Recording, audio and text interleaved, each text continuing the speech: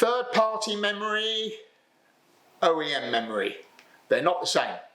Okay, so third-party memory could be from a competing memory manufacturer not currently used by Cisco, like AMD or Kingston, and that may change, and they have no doubt used them in the past, not using them currently as far as I know, but that could change.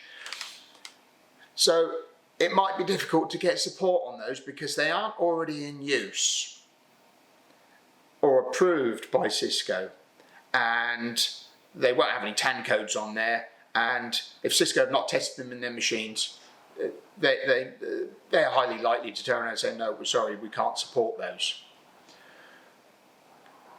OEM memory. Okay, OEM stands for original equipment manufacturer. Okay. If that's currently being used by Cisco and is approved by Cisco, then it will be slightly easier to get support for those.